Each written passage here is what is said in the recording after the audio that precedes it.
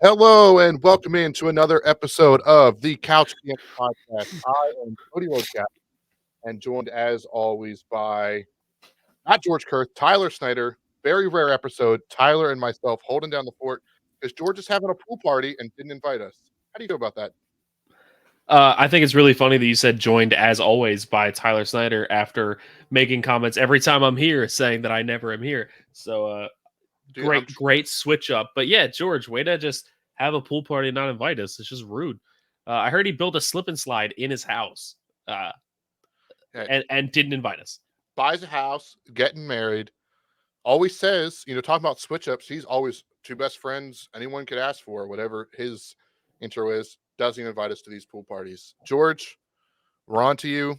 And if you do this again, you might be kicked out of the podcast for good. Uh, but if he hears that today, he probably will just be like, I'm out, I'm leaving. Rough day for George, but hopes it gets a little bit better. Random episode in the middle of March. We did have the NFL league meetings. So, Tyler, why don't we sit back, relax, and check and talk about some of these new rule changes?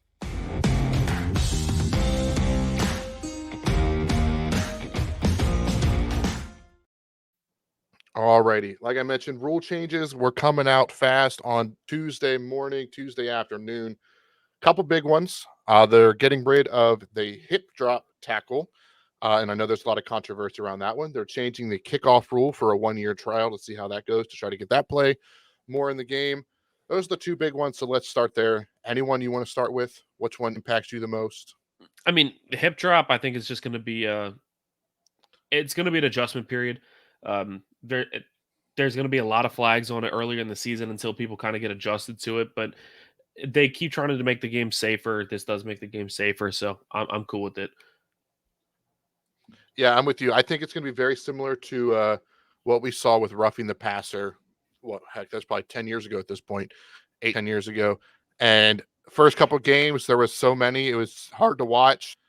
By midway through the season, there were still a couple, and then they finally got under wraps. And I think that'll be the way of it too. For those listening, I do think it has more to do with the landing on the running backs or wide receiver or offensive players' feet and rolling on them. I think they are allowed to still pull people down, but if they are roll up on their feet. So it is just like landing on the quarterback with your full body weight. Um, that one is big. But the new kickoff rule, I think that one's going to be very interesting, fun to watch. If you didn't watch XFL last year, basically, there's a landing zone from the 20 to the goal line. The ball has to land in. If it goes into the end zone, the ball is a touchback out to the 30 now. If it lands before the landing zone, it's treated like out of bounds to the ball at the 40. And then the offense and defense line up 5 yards apart, and they can't move until the ball is caught. So, but they're much closer to where the ball is caught. So, very convoluted, but once you see it once or twice, you'll get it, and it should lead some for exciting plays. And I think as fans, scoring has been down the last couple seasons. We're looking for offensive plays. We might see a couple more reverses on the kickoff. I think this would be a lot of fun, and I think it'd be good for the NFL to get the kickoff back in the game. Yeah, I think the kickoff was one of the most fun things to watch when we were younger. Because I mean, look at Devin Hester. I mean, he made a career out of it. I mean, you have those big electric returns, and it makes the game more exciting. And that kind of went away. That and I mean, look, we're playing Madden. I mean, we're Couch GMs. That's our way to be a part of the game. You're playing Madden. You always want to try to run one back on your friends, and it's just uh, it's not really possible over the last few years. The kickoff kind of became pointless. It was rare to see anybody return it, and even when they did, you just kind of said, "Hey, you're stupid. Why didn't you just take the touchback because you only got to the 20 anyway?" So I think this is a good rule. It's going to be a little weird at first. I think the NFL just needs to figure out what they want to do with kickoffs because it seems like every couple of years we're changing the kickoff somehow. Um, but all in all, I like the effort to try to make the game more exciting. I'm into it. Yeah, and then just for those that care, onside kicks are pretty much erased from the game with this new change. They can still be called in the fourth quarter by the team that's losing, but they have to declare they're doing an onside kick before the kickoff. But no more surprise onside kicks, no more onside kicks coming out of halftime or to start the game. Those will be gone. But onside kicks were down so much as well. A couple other news, their rule changes, and I think this one might be a little bit underrated for what it's getting talked about, but it could have some big implications for us couch GMs and fantasy football players. Starting this season, each NFL team is allowed to bring back 2 people off of IR like they are the regular season, but that were put during training camp before. So the previous years, if you didn't make the initial 53, you were on IR, you were out the whole season. Now, if you go on IR during training camp, 2 players are now eligible to come back for that. So it just changes a little bit how the rosters will be constructed. We saw numerous times of guys being held for 1 day just be put on IR so they can come back. So it alleviates some of that stress of trying to do all that. But I think that'll be fun and it will make playing fantasy football a little bit more complicated, especially around draft time when you see guys on IR that might actually be able to come back. Yeah, I mean, it's definitely gonna make for some late round sleepers. I think this is smart. I mean, this should have been done a while ago because one, you have the people that get cut from the roster, and then you hope to get them back because you had to wait a day to put them on IR, just like you said. But also, like, there's other people that could compete for a chance on this roster if you're able to put somebody who's injured on the IR during training camp. So it also frees up some more space for other guys to get in there, breed some competition, um, get some more looks at some guys. So I think all in all, again, great rule. I'm all for it. Yeah, and we'll definitely post all the rule changes on the Couch GMs Twitter or X account, whichever you want to call it. We'll retweet someone that did that or re-X. I don't even know how you say it now that it's on X. Sure.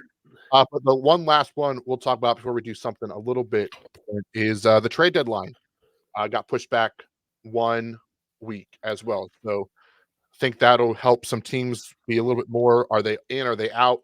Might have a little bit more action. It'll be more close to how we play fantasy football. Fantasy football for us, I know the trade deadline has always been, 2 or 3 weeks after the NFL trade deadline, anyways.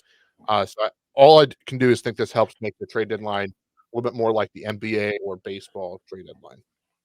Yeah, the trade deadline was kind of pointless before because it was so earlier in the season that you don't know for a fact, like, am I out? Am I in? I don't want to trade away some key pieces if I still have a shot at this thing. This gives you another week of evaluation. Again, great rule. I'm all for it. Especially with the now that we're going on year 4 of the 7 teams per conference, just extra people fighting for that last wild card spot. So even if you're going into the trade deadline week now at, you know, 3-6 or 4-5, but you might be getting a player back, you're still very much alive in the playoff race because of that 7 seed. So could see a lot of action. But those are some of the big rule changes. Tyler, before we get into our games, I do want to ask you the big player acquisition, player news was the Tennessee Titans traded with the Kansas City Chiefs for cornerback L'Jarius Sneed. Correct me if I'm wrong, but it was for a 3rd round pick and a 7th round pick swap. Yeah, third round pick in 2025. That's the big key here is it's not even this year. I mean, the pick swap is in the 7th round of this year, and then the third round pick is until next year. So gives the Titans a lot of time to either acquire more picks or move some draft around. They really didn't have the pick capital to give up for this year, and that was the big snag on the trade the whole time was the Chiefs wanted a pick for this year. Titans weren't willing to give it up because they were missing a 3rd round pick already. But like kudos to the Titans, dude. I mean, they held on. A 3rd round pick in 2025 it's really not that much for a really good player like L'Jarius Sneed. It's not that much. And then um yeah, they were battling against other teams for so long, and I guess we got closer and closer to the draft, and other teams kind of dropped out and dropped out to the point where the Titans were the only ones that were still calling the Chiefs, and Snead was still saying that he wanted to leave. So it allowed um, it allowed the Titans to kind of just wait until the price tag dropped, and they were able to swing in there and get it. It was a great move. Yeah, and again, congratulations contract. I think he puts them in terms of APY 6th highest paid corner, so didn't even have to break the market. So I did really like the move for the Titans. And some of you might be asking, well, why did the Chiefs even trade him? th- he they couldn't work out the long-term deal with their cap situation with the star players they already have. Um, and they were trying to get a pick this year. It didn't happen, but basically they guaranteed themselves a little bit better than a comp pick, which they would have gotten for him, except they went out and signed Hollywood Brown, which would have gotten rid of their comp pick. So now they still get a 3rd round pick for the guy that was going to leave in free agency. So the sign or the tag and trade sign and trade is the NBA. Tag and trade doesn't work often in the NFL, but it did work for this one. So definitely think the Titans got the better end of the deal, but I do think it was at least a smart move for the Chiefs to get some value out of free agent that was leaving without truly impacting their comp pick formula. And it really gives the Titans some freedom going into the draft because you and I have discussed before the Titans are not a team that's competing right now. Um, could they surprise? Of course, anybody could surprise, except maybe the Panthers. Um, but they're not competing right now. But this frees them up because they needed so many pieces. They needed O line, they needed receiver, they needed corners, they needed quite a bit. So now that they were able to sign a big receiver like Calvin Ridley, they were able to trade for a big corner like L'Jarius Sneed. Um, this gives them that freedom that now they can go into the draft and they can take an O lineman early, or they can take an O lineman in the second, and then now they have a first round pick, 7th overall pick that they can either trade back or they could take best player available and help us in some other way. Gives them a lot of freedom. No, definitely. And I think to your point with the freedom is it's not saying, if Terrion Arnold is sitting there at 7, and he's a cornerback from Alabama, and he's the best player on their board, just because they got Sneed, they're not going to, they could still take him. They Yeah. could still take a Joe Alt or a Fuaga or the dude out of Penn State that I'll never learn how to pronounce his name.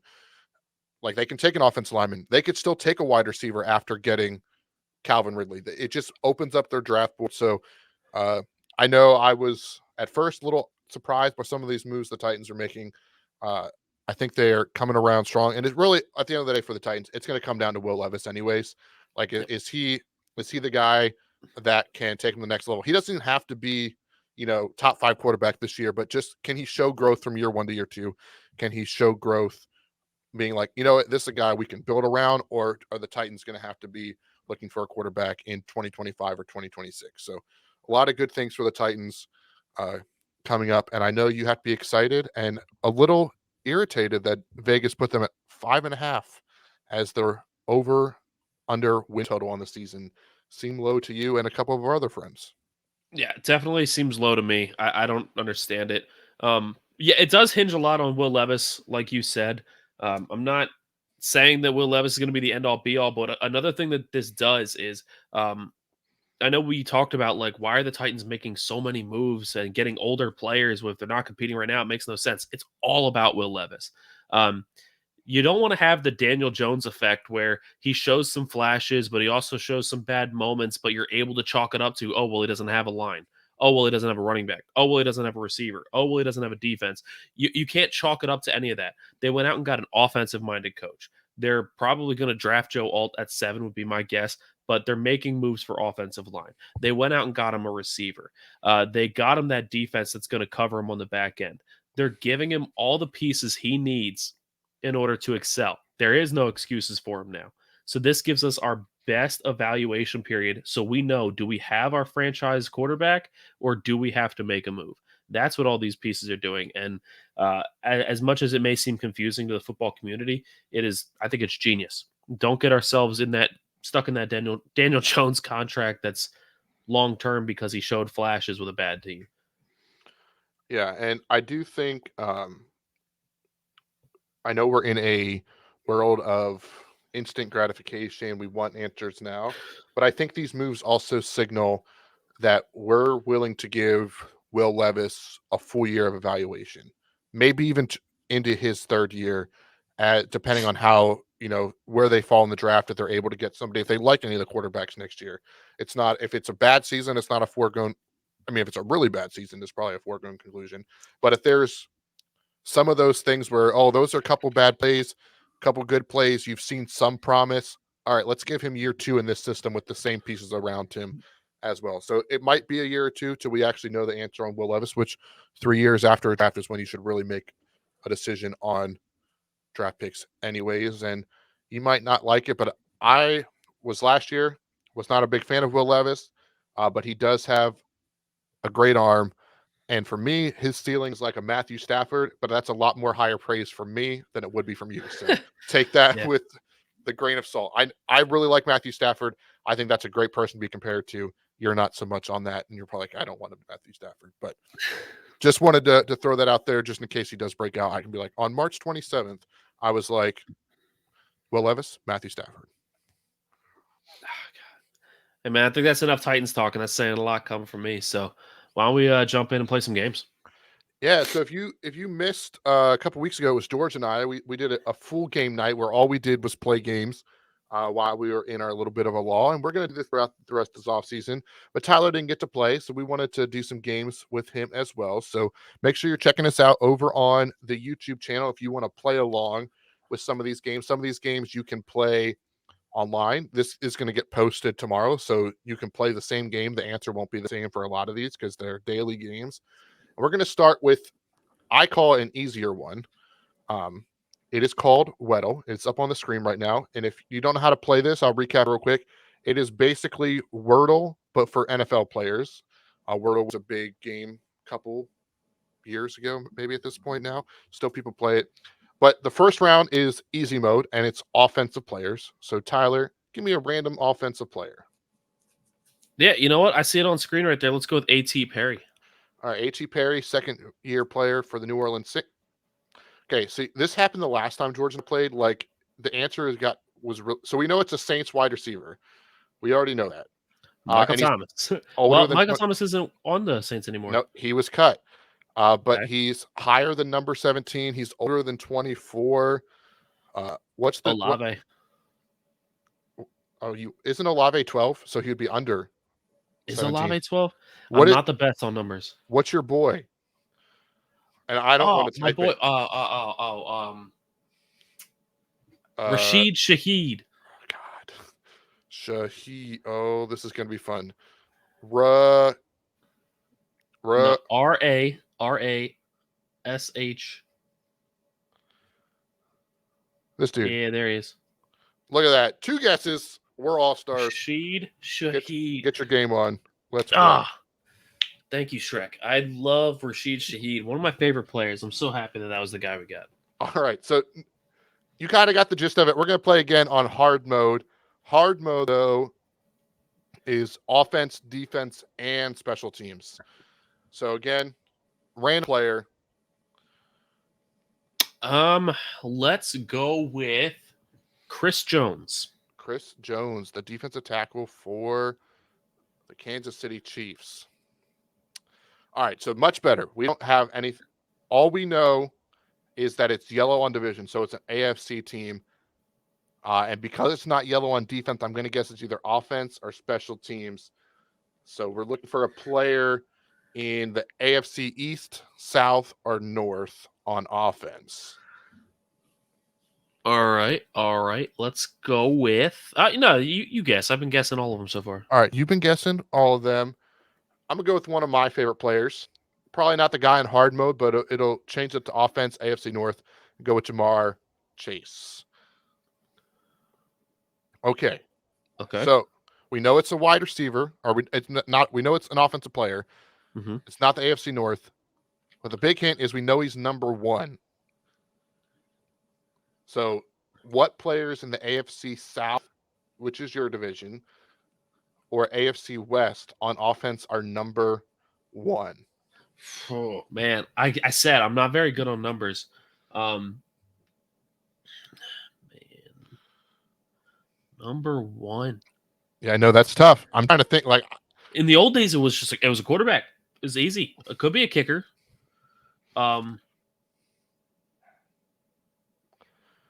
All right, so we also know he's over 6 foot tall, but he's not a wide receiver, so probably a tight end. Maybe, and he's not an offensive lineman. Is there a tight end that's 1? Oh, maybe it's a tall running back. Could be, but who's 1? Is it a quarterback? Like, it could be a quarterback too, I guess. Let's see, CJ Stroud. We got Will Levis is not. Lawrence is not. Lawrence is not. Is it Richardson? Is he 1? It might be Richardson. Is he older than 24? No, there's no way he's older than 24. Right? Put in Richardson anyway. Just do it anyway. We're going to guess Richardson just to see. See what else it gives us. Okay, so it's definitely a quarterback, and it's all right. So it's AFC East. All right, AFC East quarterback number 1. dude. No, that dude's too old. Tua? Has to be Tua then. Tua won. Dude, you know how many Madden games you played with the Dolphins? How do you not know if Tua is one? I think 2 is 1. Bro, I'm not good with numbers. All right, you're not good with numbers, but there you go. So that was Weddle. That was a good warm up game. Let's jump into another game. One I just found out recently. I think I saw it on TikTok. I forget the creator that I saw it. Touchdown.life. It's basically chain reaction with football players. So you have to connect the top guy to the bottom guy. So for example, they showed Drew Brees to Aaron Rodgers, Drew Brees to Brandon Cooks to Randall Cobb, Aaron Rodgers. So it's someone that they played with. And we have to do Mercedes Lewis to Darren Waller. So Waller was on the Raiders And then the Giants. And the Giants, yep. So I know the answer. I have an answer already, I'm pretty sure, because he was a Packer. So I'm going to let you. No, go ahead. You just want me to solve it? Have at it. So I know he played with Devontae Adams. Good one, yes. That gets us at least. What? Why is that red? Hang on, I got to read the rules again.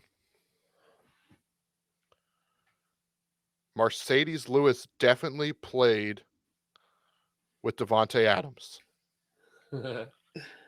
Yeah. This is going so well so far. Dude, I'm so annoyed. I don't understand. Because he played with Devontae Adams. Okay. I gotta think of somebody else.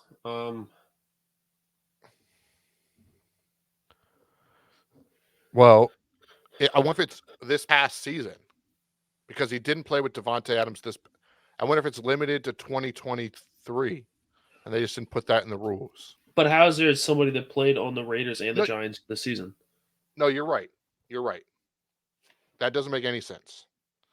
This is great. This website needs to fix this because Mercedes Lewis definitely played with Devontae Adams.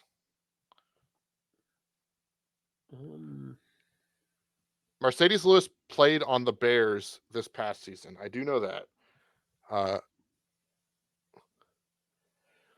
Okay, so Mercedes Lewis played on the Jaguars. He played on the Packers. He played on the Bears. And he's a free agent right now. Yeah.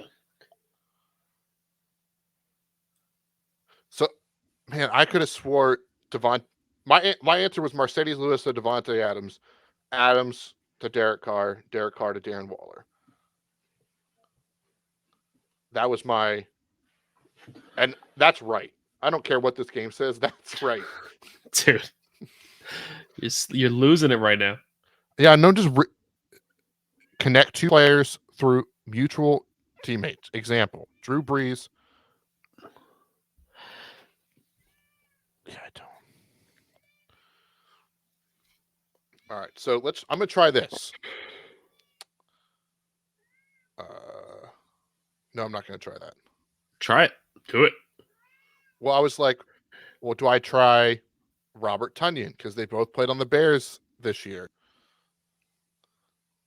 Just to see if all right, that one works. I want to put Devontae Adams again, but I won't. Although I probably should. I'm going to do it. Screw it. This game already irritated me enough.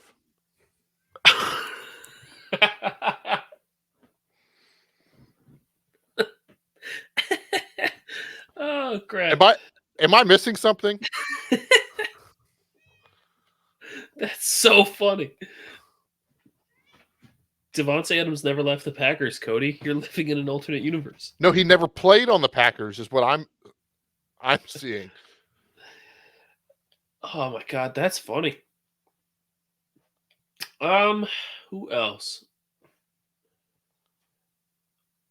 I mean, Yeah. does it count yet? Because like Josh Jacobs is on the Packers now, But and he he would came never. from the Raiders. But he never played with Tunyon.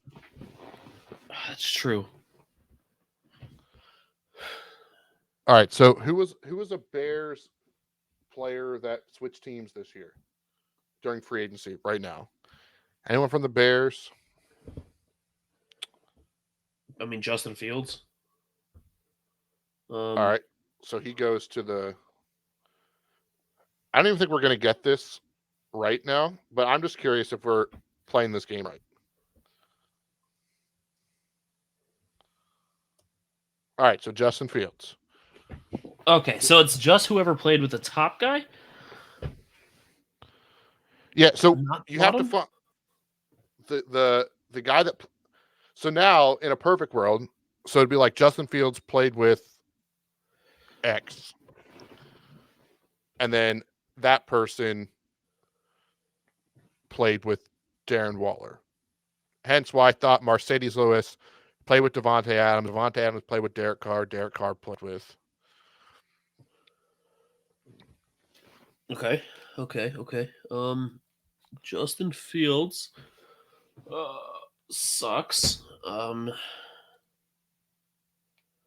I don't even know if I know any Bears. Well, like now that I've guessed all the Bears, like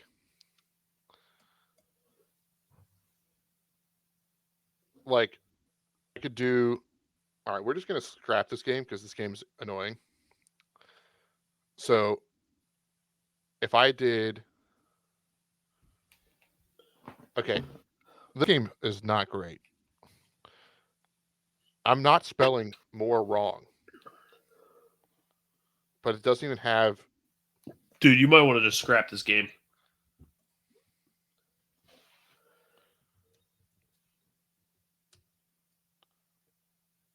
Okay, but that doesn't make any sense. But I will tell you, the most popular was Mercedes Lewis to DJ Moore to Graham Gano to Darren Waller. The shortest is Fadoy Brown. Who's that? Probably a kicker, or not a kicker, an offensive lineman. Be my guess. I'm Googling him now. All right, you Google it. I'm going to get up the next game. And you all thought I was annoyed at the. He's a defensive end. All right. Next up, we got the Immaculate Grid. Have you played the Immaculate Grid? He has. I have. He's played for 2 years and has no stats. Fat old. He's 30. Okay, he's played more than 2 years then. He must have been on a practice squad and not like gotten like official games or something, or just like one of those super seniors. He was a Packer, so you should know him automatically. He was a Packer? He's a Packer, yeah, dude. Like his picture is literally him in a Packers jersey. That dude never played. Look, there's him in a Packers helmet. Fadol Brown. I know I'm going to have to shape up my Packers research a little bit later. All right, but we got. So how this game works is 9 squares. We have 9 guesses, and basically you're doing the intersections. So across the top we have Cowboys, Bears, Hall of Fame. Down the left side we have Packers, Raiders, Commanders. So like the first square is a person that played for both the Packers and the Cowboys, and then so on and so on. Anybody jumping out to you? Cody, do you know any Packers Hall of Famers? I'm really drawn up Fadol Brown. No.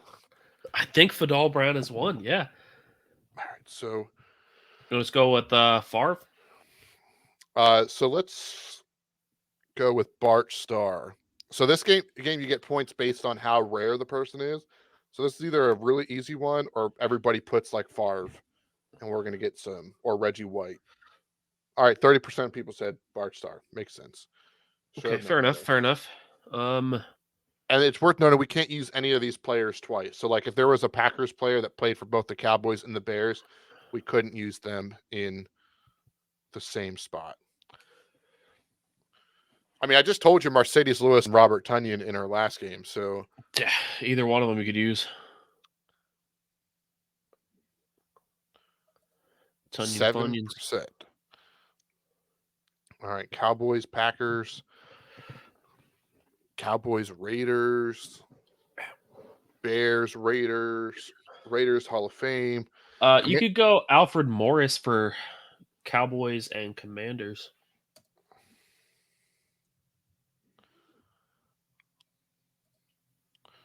Nice. 40% of people said that one. Okay. But I'd rather get them all right than miss one trying to get too cute with at least this early in the game. Fair. Alrighty. Commanders Hall of Fame. Commanders. Oh, this is Montez Sweat. He just got traded there at the traded line. Probably, 41%. And then Commanders Hall of Fame. Go ahead. I'll let you figure out that one. Bro, if you're asking me to name historic Hall of Famers, you're asking the wrong guy. I know current football. That's it. All right. I will think of somebody from the Commanders. They're a long, historic franchise. Somebody had to be good for them once, right? Yeah. Just were they Hall of Fame good? Dude, if our friend Marcus is listening to this, he's probably like yelling at us, screaming right now. Saying like 100 different players. He's like, come on. Like, I know like Clinton Portis was good. Was he Hall of Fame good? I don't know. Like, and that's not even that old of a player either, but Okay. all right.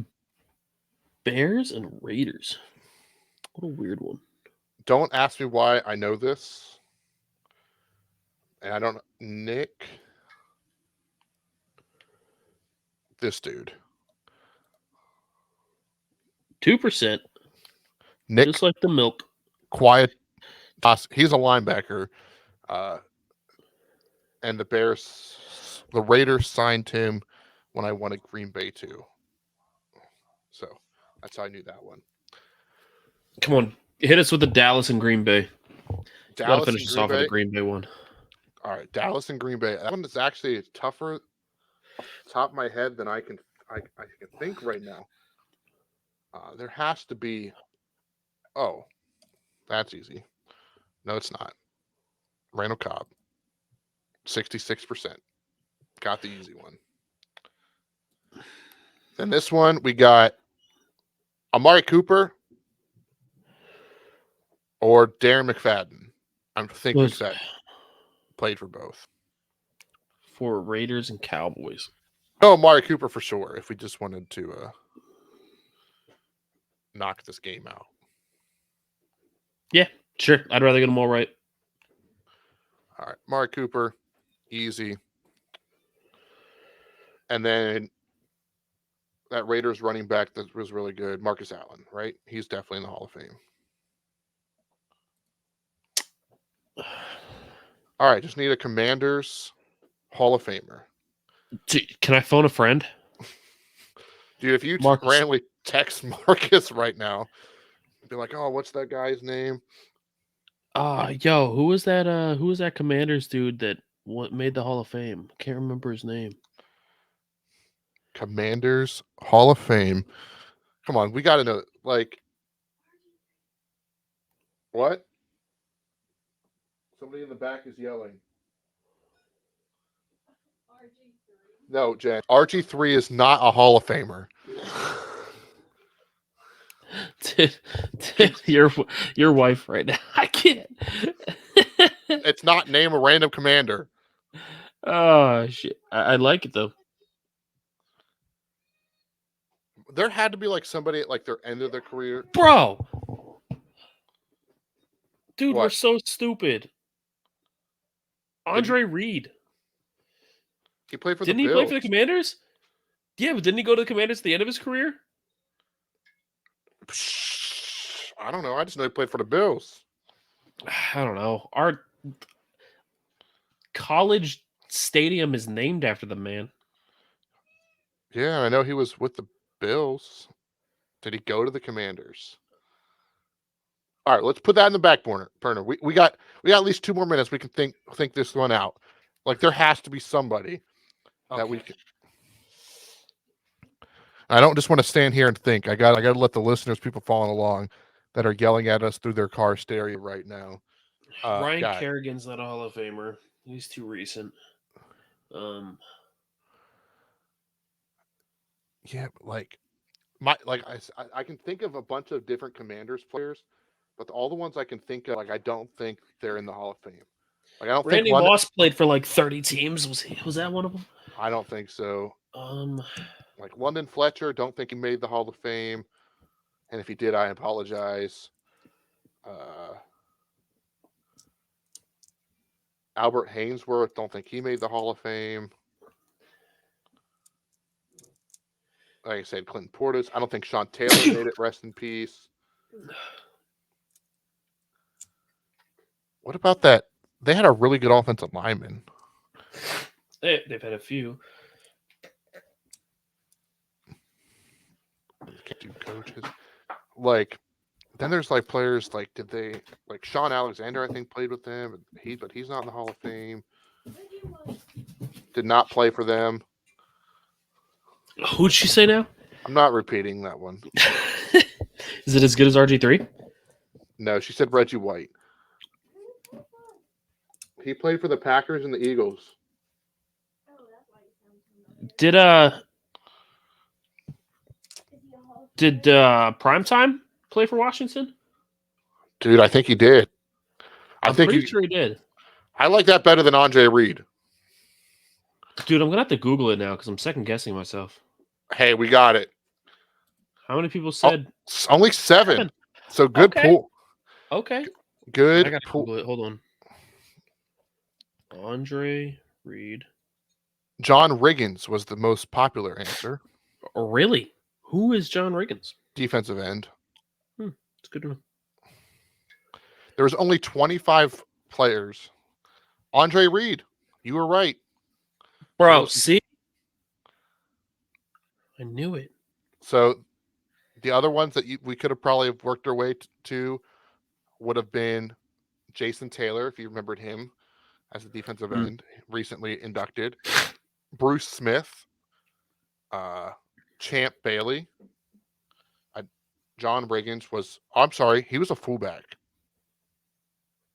not a defensive end, according to this at least. But yeah. Okay. All right.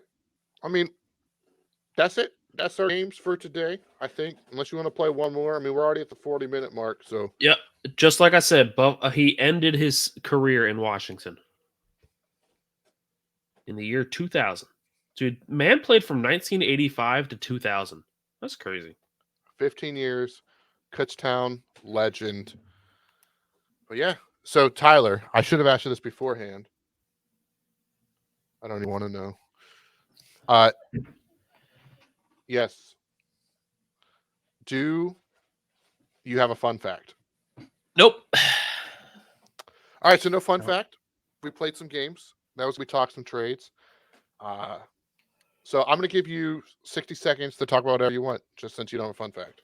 60 seconds to talk about whatever I want. Man, that is so on the spot. I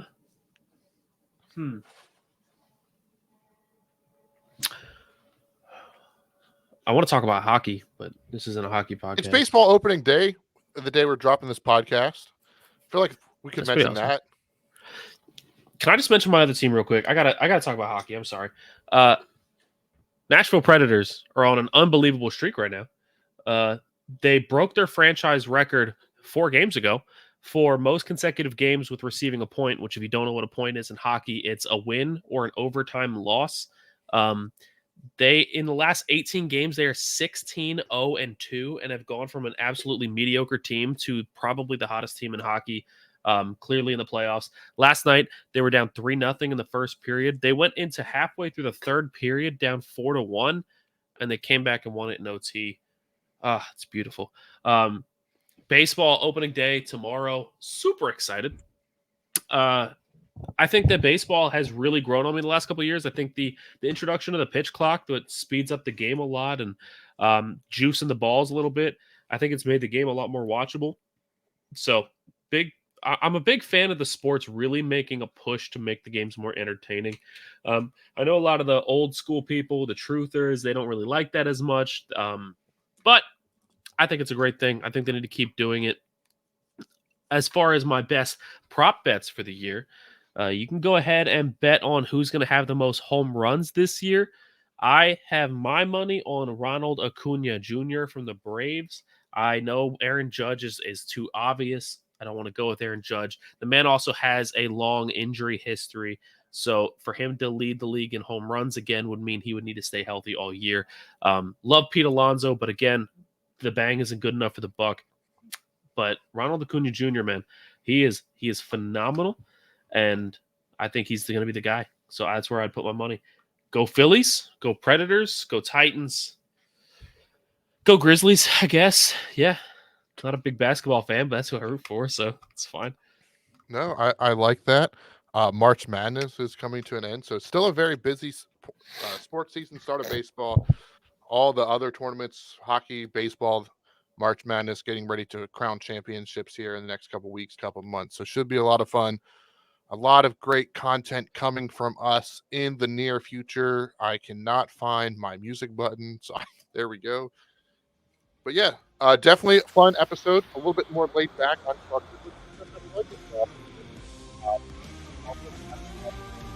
Cody's mic cut out here at the very end. You cannot hear him anymore, but thank you guys so much for tuning in.